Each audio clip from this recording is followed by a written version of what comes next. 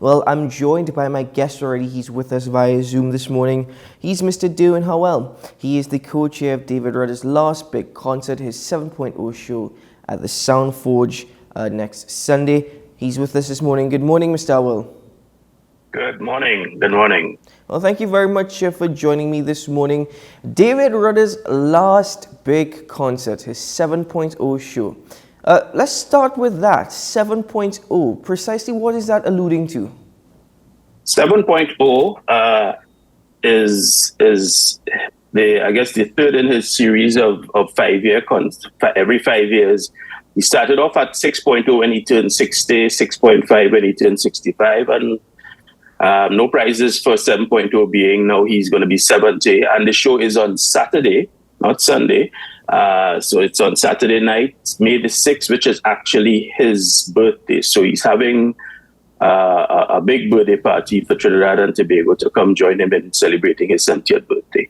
And you are, one of the individuals who is charged with putting together this concert. It wasn't too long ago that Mr. Rudder announced that he was going to have one last hurrah.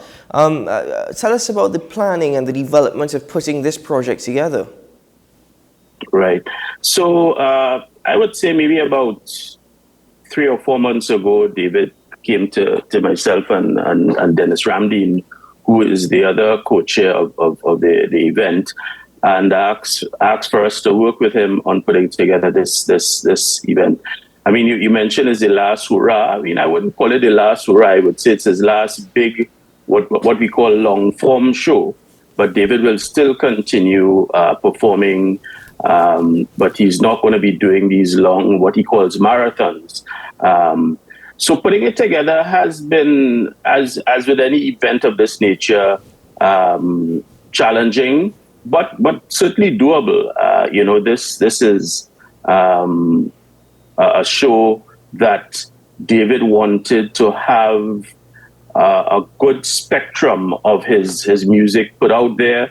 I think you will hear the usual suspects, the Hammer and those types of songs, but you're going to hear some of his other cuts that may sound new to some people, but they're old. It's just that he has so much music that you don't hear all of it, but he's put together a show that is certainly planning for us to wow the audience that is going to be there.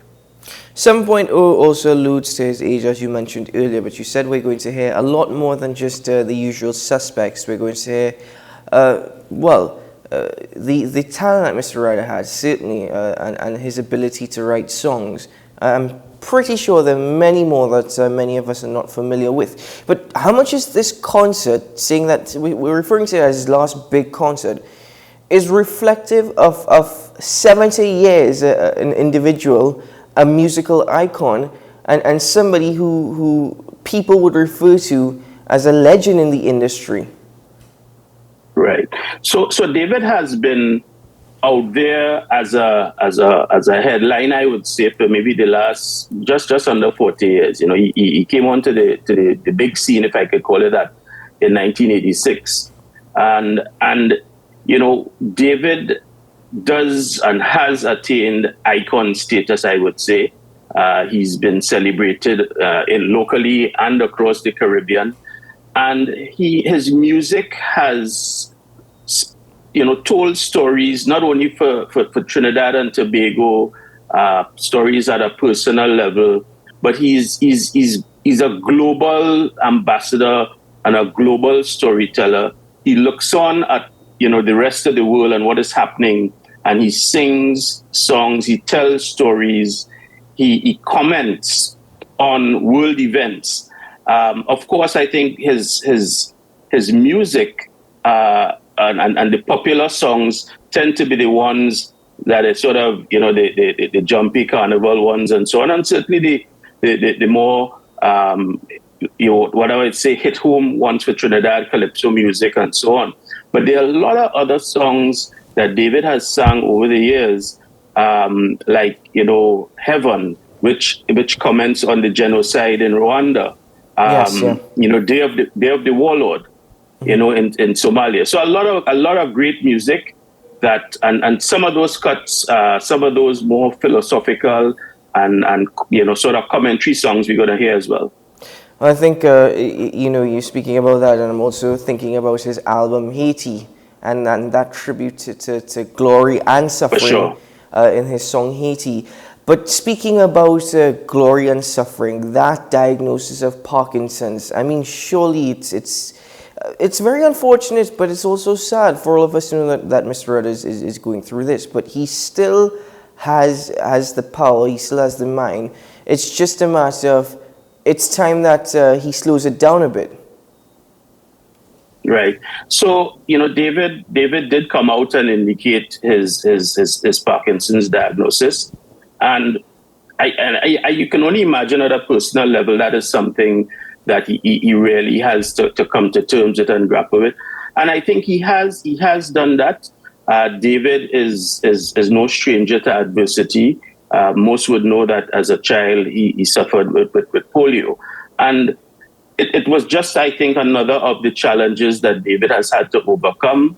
And he has done so. He's coming to terms with what this disease is means, and how he needs to adjust his life, his performances and so on. And the announcement, I think, was just letting his people know, letting the country, the world know that this is a situation, and that he is dealing with it. He was very forthright in the media briefing that we had. And he recognized that, in a sense, as you said earlier, he needs to slow down. He needs to take some time and take care of himself. But he lives for performing. And so that is not going to stop. He just has to change the way in which he performs. But you're going to still see that passion, that love, and that professionalism that has been a hallmark of David over the years. Well, let's speak about Derwin Howell's role in this entire concert, because I was reading an article recently in the newspapers, and it spoke about your life. In fact, if anybody gets the opportunity, you, the viewer, can read it from boardroom to bandroom, actually, in the Newsday newspapers. But very, very interesting story how your life has taken so many turns. But now that you've retired, you're part of this event. It's not your first, though, because you've indicated that your first dive into culture was in 1996, working with Mr. Rudder. Speak to us about that experience, which was 27 years ago. Yes. That was a beginning of I would say a lifelong relationship with Mr. Rudder. In 1996 he approached me to do this concert which we titled No Restriction, and that was in fact a two-night gig. The 6th and 7th of September in 1996. It was done at the Jean Pierre Complex when they still had shows in the Jean Pierre Complex, and we're talking about maybe 6,000 people a night. At that, it was a fantastic show. I just saw, I had the good fortune, I guess, to see a video of it the other day, and it really brought back memories. Was a fantastic cast of musicians and performers, and really, and what it resulted in as well was a 3 CD album set. I urge anybody listening to go to their music source and look for No Restriction, the concert. I mean, that's a fantastic CD. That experience was fantastic.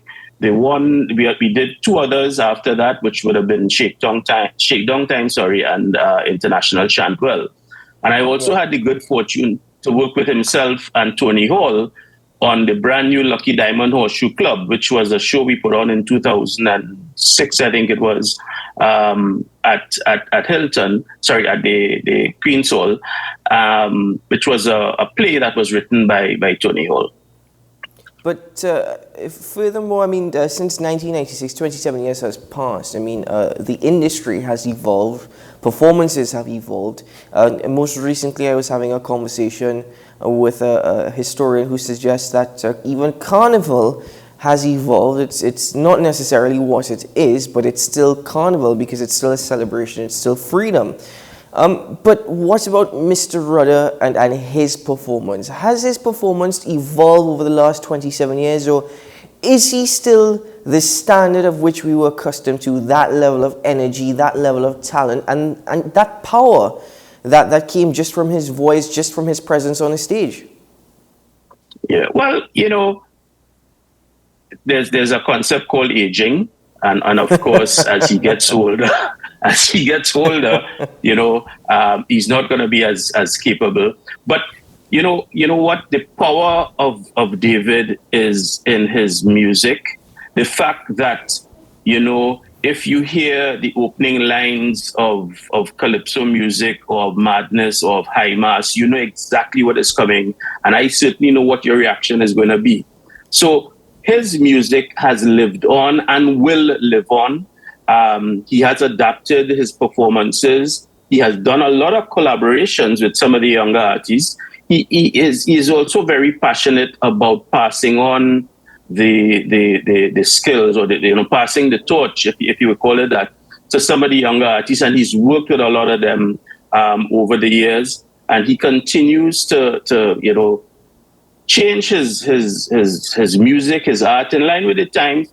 But there's an essence that is David that he can't go on changing that, because then it doesn't become David. You will always hear that Rudder-esque, if I could call it that, till to the lyrics and so on.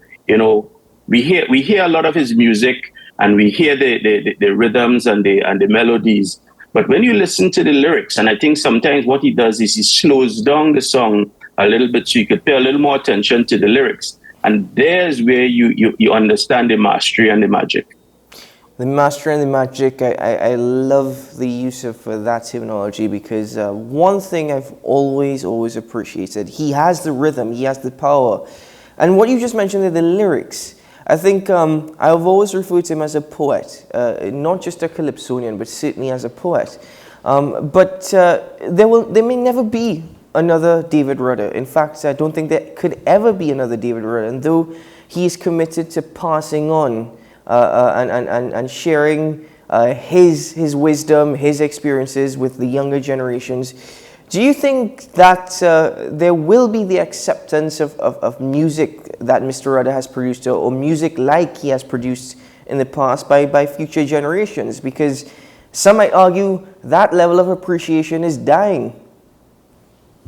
Yes, but what is good about it? Everybody doesn't have to mimic it or to reference it, but people do.